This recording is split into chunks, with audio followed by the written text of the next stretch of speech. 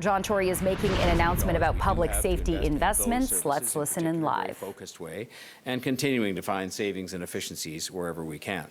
All of this is also addressed within the context of my commitment, clearly made and endorsed by the voters during the election, not to make affordability challenges faced by people in the City of Toronto worse, which means keeping property tax increases for the operating budget below the rate of inflation.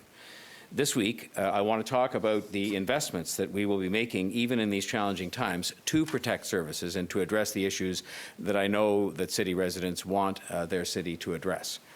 I'm announcing today that the proposed 2023 city budget will make substantial new investments in community safety. One of our principal responsibilities is to keep our community safe and to keep Torontonians safe. This will show itself in a proposed 4.3% increase in the police budget. And that police budget is concurrently being released today for consideration by the police board. And then, of course, depending on their deliberations, it will come over here and form part of the overall city budget. I know that people are extremely anxious about recent acts of violence that we've seen in our city and across the GTA, including on our transit system. And I will have more to say about the transit safety issue in the coming days. A good number of crimes we've seen in the city generally are serious, and they cause significant anxiety for the people who live in the city. So we must do everything we can to address crime and to keep people safe and have them feel safe in our city. I've always believed and always tried to do that. Even when others have tried to defund our police service, I have worked to make sure we fund our police service responsibly. In my first 8 years as mayor, the average increase in less inflationary times was 1.6% in the police budget. Within the context of those modest increases, I've continued to lead in making investments in our police service and continue the work that has to be done to continue to modernize that service.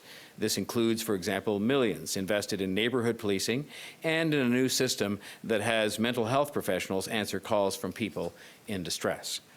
In the wake of the violence that we've seen, and based on the feedback that myself and Councillor Crawford and other members of Council have heard directly from residents, both throughout last year's election and in the months prior to and after the election, I believe it is crucial that we ensure that this year's budget invests more in community safety and in our frontline first responders. The police service budget is the city's biggest annual investment. The police budget, which goes to the police board next Monday and is being released, as I said, today, and the overall city budget we will unveil next week, will protect that investment and responsibly invest more in the Toronto Police Service. It is an investment that is both responsible and necessary to keep Toronto safe. We are a growing city, and we need to responsibly grow our investment in policing, particularly when it comes to frontline officers, and programs like neighbourhood policing, which is currently in 52 neighbourhoods and will expand to more in 2023. This budget will ensure, and the money allocated from the city to the budget, and the police service know about this in the context of their own preparation of their own budget, which is to be considered. This budget will ensure that 200 new uniformed officers will be on the streets this year, along with 90 new special constables.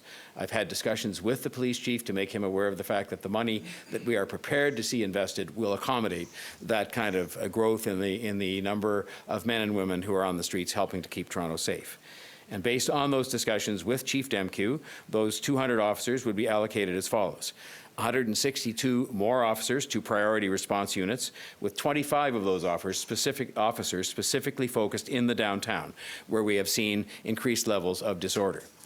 22 more officers will be allocated to major case management arising out of the specific recommendations of the Epstein report on missing persons.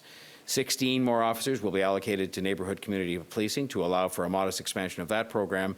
And in addition to the 200 officers, there will be the 90 special constables to support frontline delivery, 20 911 operators to improve 911 service and response times.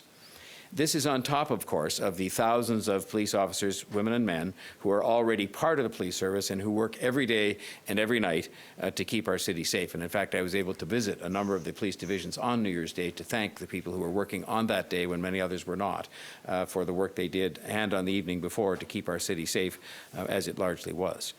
These are investments which, in my best judgment, we must make now. I will strongly resist the continuing efforts of those who would reduce the police budget. During the election campaign, I clearly indicated my opposition to what they call defunding the police. I intend to lead in our continued work to modernize policing and to find more effective ways to support, for example, people in crisis involving fewer police and more mental health professionals. But that doesn't mean that we can, at this time, put off the investment we have to make in having more men and women on the ground helping to keep communities safe. I'm also committing that the proposed budget... All right, we've been listening in live to Mayor John Tory making a safety announcement or safety investment announcement for the city's budget for 2023, which will be unveiled next week, saying that the police service budget will increase by 4.3%, and that will translate to 200 new officers as well as 90 new special constables. He's citing the recent rise in violence, especially on public transit.